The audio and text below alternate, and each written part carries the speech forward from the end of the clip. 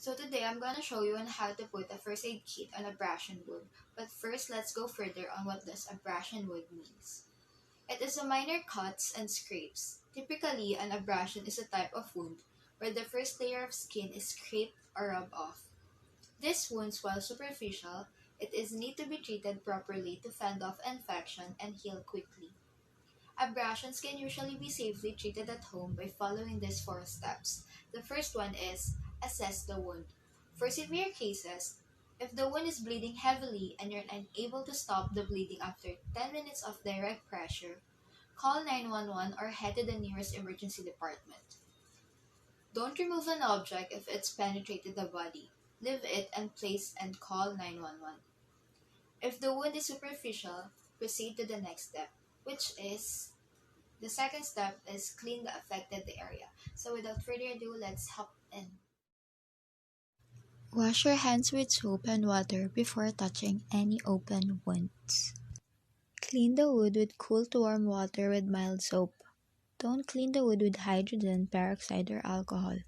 Using hydrogen peroxide or rubbing alcohol to clean an injury can actually harm the tissue and delay healing. Gently remove any dirt, rocks, or debris and try not to scrub the wound.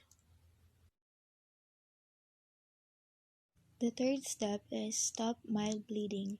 Place sterile gauze or clean towel over the wound and apply direct pressure with your palm. If the gauze soaks through, keep it in place and add more on top. Continue pressure for a minute or two after the bleeding stops. And the last step is dress the wound. Apply a thin layer of antibacterial ointment such as Neosporin or Bacterin to the wound. If the wound is minor, you can leave it open to the air until healed. Clean it from time to time for the fast healing.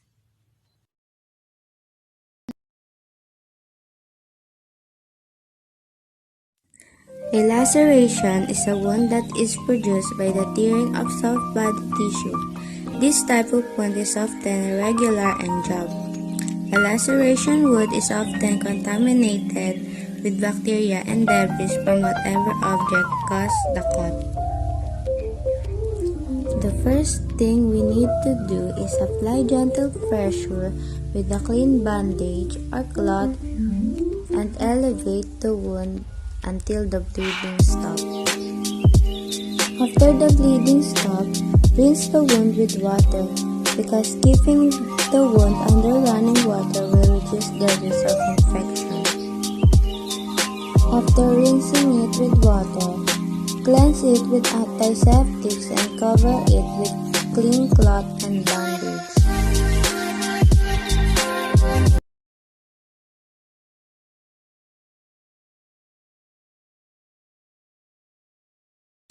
Magugas na kamay o gumamit ng disposable gloves para maiwasan ang infection. Gumamit ng isang malinis na tela o tissue para mapigilan ang pagdurugo nito. Banlawan ito ng isang maligamgam na tubig na may onting asin para masigurong malinis ito.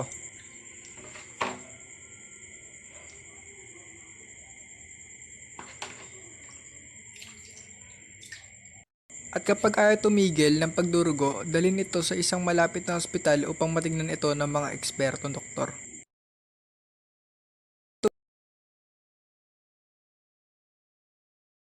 Incision is a type of open wound that are made by cutting caused by sharp objects.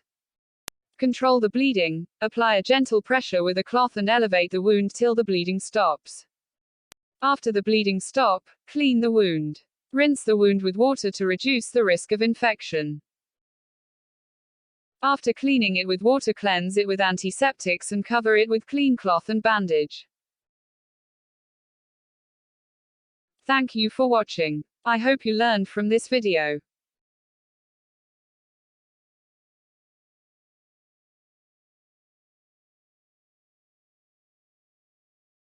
Maghugas ng kamay para maiwasan ang impeksyon.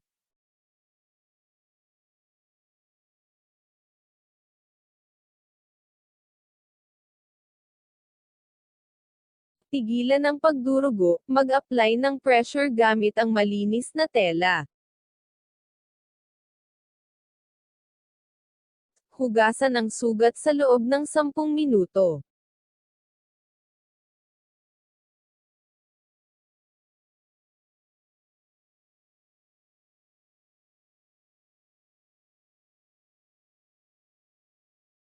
Mag-apply ng antibiotic o anumang ointment sa sugat upang mapabilis ang paghilom nito.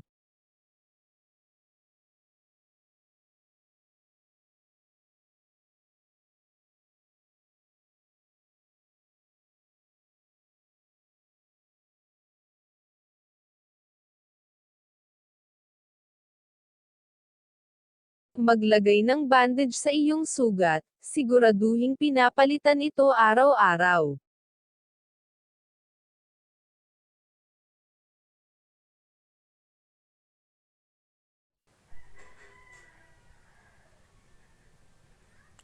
Put on gloves if available. Apply. Apply pressure to the wound immediately with a clean cloth or a plastic bag.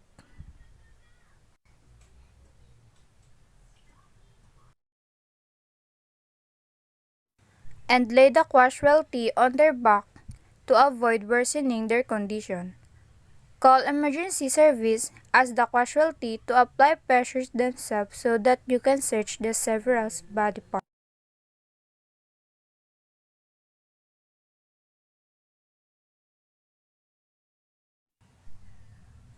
Recover the severed climb, wrap it in a clean piece of cloth, and put in a plastic bag on ice.